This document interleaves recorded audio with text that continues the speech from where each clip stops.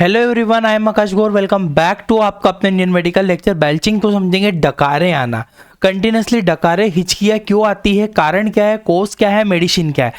पहली चीज, video medical student के लिए, do not take any medicine, self medication we does not, उसको हम लोग नहीं बढ़ावा देते हैं। आप मेडिकेशन डॉक्टर के कंसल्ट से लें। देखिएगा, belching is a natural body function in which air is release from stomach. Question है भैया, सिंपल चीज़ें बोलिए कि डकार जो होती है एक सामान्य अवस्था होती है, इसमें आमाशय में जो भरी हुई हवा होती है वो निकलती है मुंह के द्वारा, डकार लेना कंटिन्यूसली। पर ये एक चीज़ों की लिमिट होती है। अगर ये अनलिमिटेड हो रही है, कंटिन्यूसली डकारें आ रही है, बार बार डकारें आ रही है, तो उसका एक रीज़न हो सकता है। Belching occurs due to swallowing of air by food, यानी कि जब भोजन के द्वारा हवा को निगला जाता है तब डकारें आती है।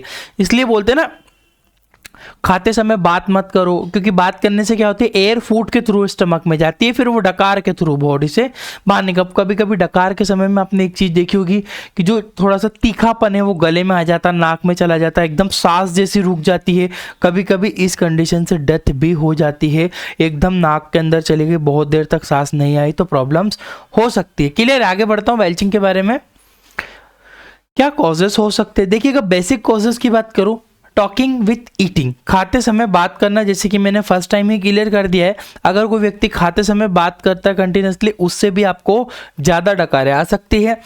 ड्रिंकिंग कार्बोनेटेड ड्रिंक, बिल्कुल, अगर आपने कोई अदर जो कार्बोनेटेड ड्रिंक वगैरह आती है, एनर्जी ड्रिंक्स वगैरह जो मार्केट में मिलती है, अगर थम्स अप, स्प्राइट वगैरह सब चीज़ें आप पी रहे हो तो कार्बोनेटेड ड्रिंक है, उससे आपको डकारें आना स्वाभाविक बात है कि डकारें आएगी उससे। स्मोकिंग, देखिएगा, एक स्मोकिंग भी बहुत इंपॉर्टेंट रीजन बनता है। स्मोकिंग और अल्कोहल, कोई व्यक्ति ज़्यादा स्मोकिंग या अल्कोहल लेता है, करता है, उससे भी व्यक्ति को डकारें आ सकती है। Eating drinking too fast, eating और ड्रिंकिंग मतलब जल्दी जल्दी कोई खाना खा लेता है, कोई चाय पत्ता लगे गरम गरम दिया तुरंत पी ली, मतलब जो ज़्यादा अगर कंटिन्यूसली स्पीड से अगर चीज़ें खाता है, स्पीड से अगर ड्रिंक करता है, तो उस कंडीशन में भी खाने और जल्दी समय डकारें आपको आ सकती है। सामान्य कोजेस है। अगर इन केस कंटिन्यूसली बेल्चिंग होती है, यानी कि निरंतर डकारें आती है, सबसे एक इंपॉर्टेंट रीजन एंजाइटी भी बनता है गाइस। एंजाइटी समझिएगा, पेट फूल जाना, पेट से डकारे आना, गैस का बनना, एंजाइटी बहुत इंपॉर्टेंट है। उसमें एंजाइटी की वजह से मैक्सिमम लोगों को ये प्रॉब्लम्स होती है, जो दवाइयाँ देने के बाद भी ठीक नहीं होती, फिर पता लगता है तनाव की वजह से ये चीज़ें हो रही है। क्लियर है।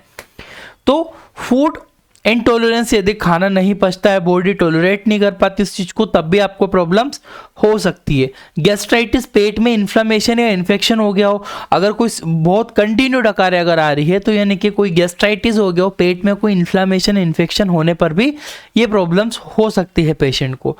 डाइजेस्टिव डिसऑर्डर, पाचन संबंधित अगर कोई समस्या हो, गैस बनना, बहुत ज़्यादा गैस बन रही हो, या उसको पेट से संबंधित कोई प्रॉब्लम हो, डाइजेशन नहीं हो रहा हो, कॉन्स्टिपेशन हो रहा हो, तब भी व्यक्ति को डकारें आएगी। एसिड रिफ्लक्स, अधिक एसिड बनने पे माशा में ज़्यादा HCl का फॉर्मेशन हो रहा है, इन कंडीशन पे तो एंजाइटी अगर ज़्यादा कारण है, कंटिन्यूसली बेल्चिंग होती है, कंटिन्यूसली व्यक्ति को डकारें आती है, तो anxiety, food intolerance, gastritis, digestive disorder और एसिड रिफ्लक्स की वजह से होता है।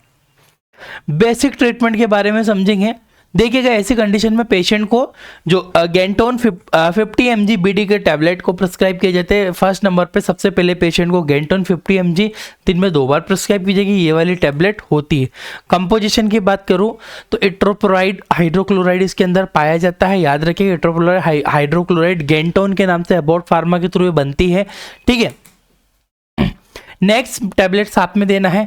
पेरिनॉर्म सिरप भी आती है, टैबलेट भी आती है। टैबलेट का इस्तेमाल करना है पेरिनॉर्म टैबलेट का, ये देखिएगा यहाँ पे आपको देख पा रहे होगे पेरिनॉर्म सिरप, इसके अंदर जो होता है मेटोक्लोप्रामाइड हाइड्रोक्लोराइड का कंपोजिशन होता है, 10 mg के अंदर ये मिलती है।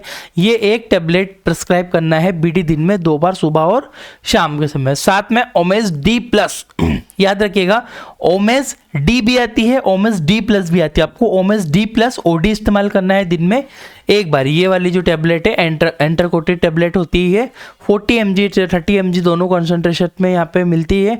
ये टैबलेट एक प्रिस्क्राइब करना है, एंट्रिकोटेड टैबलेट होती है। ठीक है।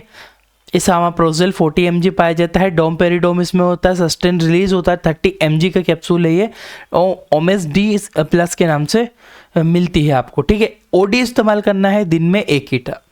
अगर एंजाइटी की वजह से ऐसा हो रहा है, अगर व्यक्ति को आप आइडेंटिफाई कर पा रहे हो वो तनाव में है, एंजाइटी की वजह से उसे बेल्चिंग हो रही है, तो इस कंडीशन में लोराजेपाम होती है टैबलेट 2 mg की, रात के समय में एक ही टैबलेट पेशेंट को प्रिस्क्राइब किया जाता है। लोराजेपाम काफ़ी अच्छी टैबलेट है, 2 mg की कंसंट्रेशन में, हल्की सेडेटिव है, नींद आ सकती है पेशेंट को, इसीलिए दिन में प्रिस्क्राइब ना करके ये नाइट में सोते समय एक टैबलेट लेके सोने की सलाह दी जाती है। एंजाइटी रिलीज जो है, एंजाइटी मेंटेन हो जाती है इससे पेशेंट के। आगे बढ़ता हूं।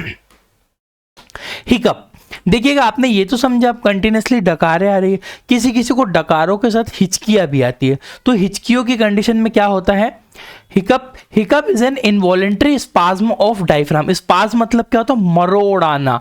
किस चीज की, आपका जो डायफ्राम है, जब आप सांस लेते हो तो वो डायफ्राम क्या करता है, नीचे जाता है, छोड़ोगे तो फिर वो रिलैक्स हो जाएगा, ठीक है।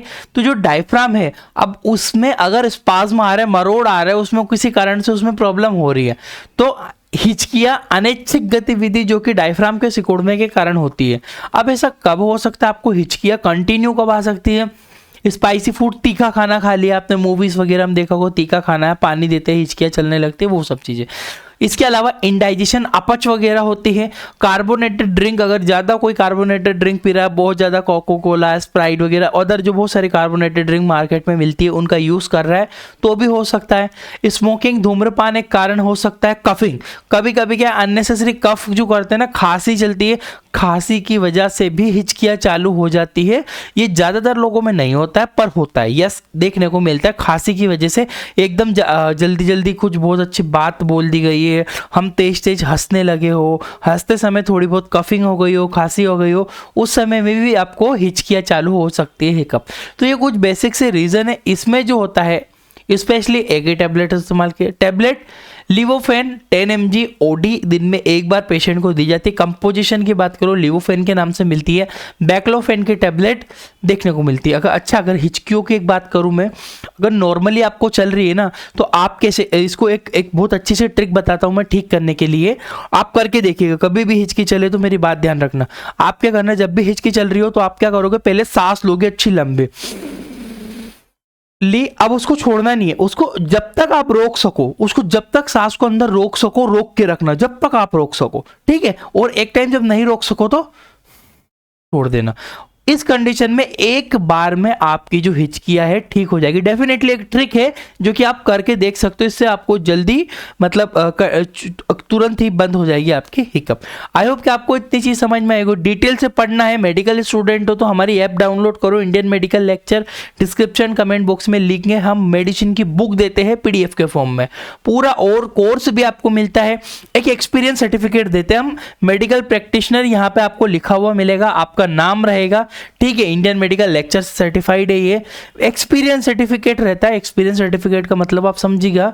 और इसके अलावा मेडिसिन के बारे में, डिसीज ट्रीटमेंट, बहुत सारी चीजें आपको डिटेल से हमारे कोर्स में मिलेगी, ये पढ़ सकते हो। पूरी डिटेल यहाँ पे दी हुई है, डिस्क्रिप्शन कमेंट बॉक्स में लिंक भी है। Thank you for watching guys, आपका अपना इंडियन मेडिकल लेक्चर।